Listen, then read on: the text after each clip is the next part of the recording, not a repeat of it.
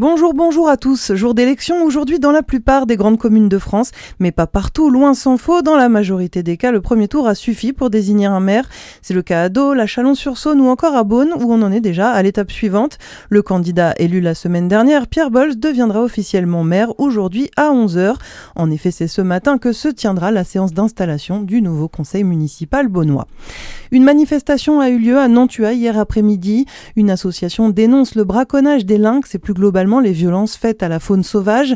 La mobilisation fait suite à la mort d'un animal, une femelle lynx en janvier dans l'Ain. Elle avait été criblée de balles et caillassée. À l'appel de l'association Protex de Lynx, des militants alertent sur le fait que le lynx boréal, malgré son statut d'espèce protégée en France, reste selon eux une cible délibérée pour certains chasseurs.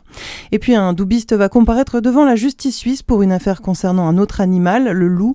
Fabrice Monet, fondateur de l'association Defend the Wolf, est convoqué par la justice suisse.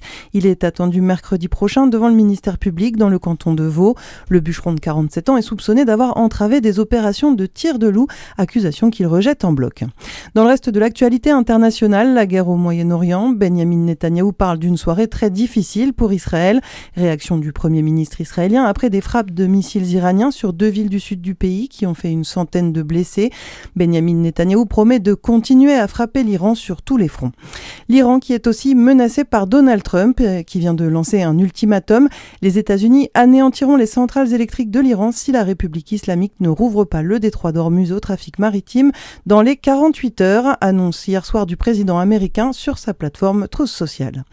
Du foot pour finir, Paris retrouve sa place de leader de la Ligue 1. Les Parisiens se sont imposés 4-0 hier soir sur la pelouse de Nice.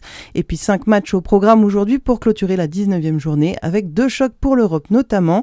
Lyon-Monaco à 15h et puis Marseille-Lille ce sera à 17h15.